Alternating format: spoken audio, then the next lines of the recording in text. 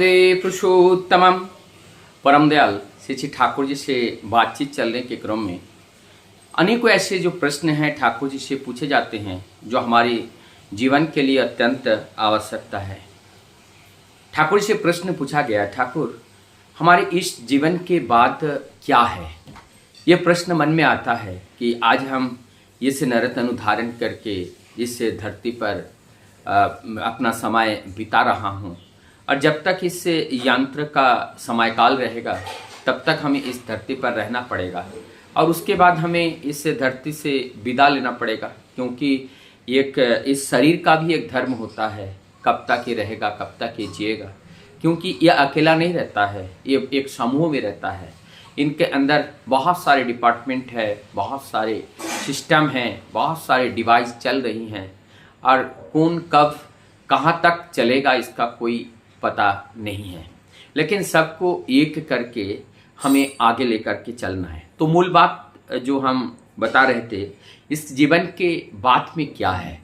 तो इस जीवन के बाद में जब हम शास्त्र में या धर्म ग्रंथ में जब हम देखते हैं तो उसमें अमृत की बात बताया जाता है। अमृत का अर्थ होता है अमर, कि हम लोग अमृत के संतान हैं, अर्थात अमृत के संतान हैं।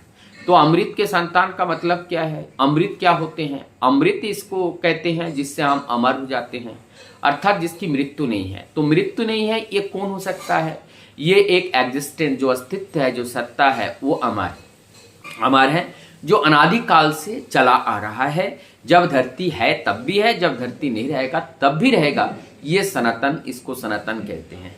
तो वो अमृत है। तो हमारी इस देह जो देह रूपी यंत्र हमें मिलता है उस अमृत का स्वाद लेने के लिए, तो इस जीवन में हमारे इस जीवन के बाद का जीवन की अगर हम बात करें वो अमृत का जीवन होगा, क्योंकि हम इस जीवन में उस अमृत की खोज करेंगे और हमें आशा है कि हम उस अमृत को पान करेंगे, अमृत को पाएंगे।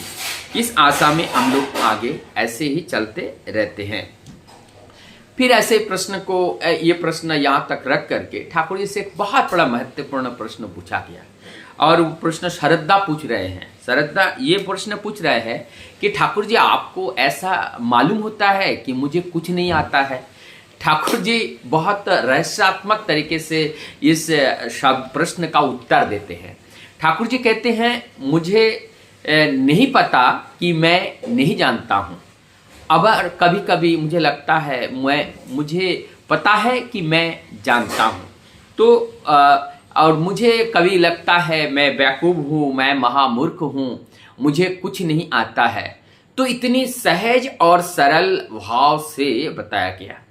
इस बात को हमारे शिष्य बरदा भी कोट करते थे। ये प्रभु जीसस ने बताए थे कि जो व्यक्ति नहीं जानते हैं कि मैं जानता नहीं हूँ, ठाकुर वो बोलते हैं ये महामूर्ख है, ये महामूर्ख है और इनसे जो है इनसे कभी भी संग मत करना।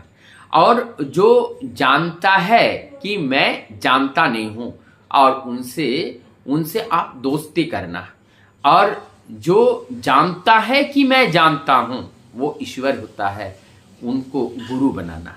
ये जो मूलभूत जो बातें है कि जिस बारे में जो मेन सत्ता की ये बात हो रही है, उस एग्जिस्टेंस की बात हो रही है, जिस एग्जिस्टेंस, जिस अस्तित्व के द्वारा इस संपूर्ण जगत का निर्माण हुआ है, संपूर्ण जगत का सृजन हुआ है, उसी बात को इसमें नोट किया गया है।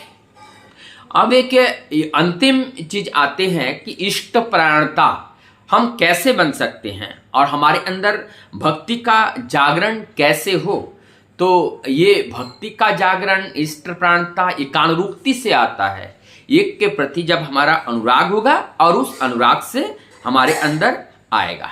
ठाकुर जी से जब पूछा गया, ठाकुर जी हमारा ये वोहनेस्टिक मन है, ये मन हर जगह आकर्षित होकर के वहां बैठ जाता है, तो ये वोहनेस्टिक मन को हम एकनिष्ठ कैसे करें। ठाकुर जी कहते हैं वोहनेस्टिक मन को एकनिष्ठ करने के लिए तुम्हें एकनिष्ठ होना पड़ेगा, और एकनिष्ठ होने के लिए तुम्हें क्या होना पड़ेगा कि तुम्हें एक के अंदर पूरा जगत को देखना पड़ेगा।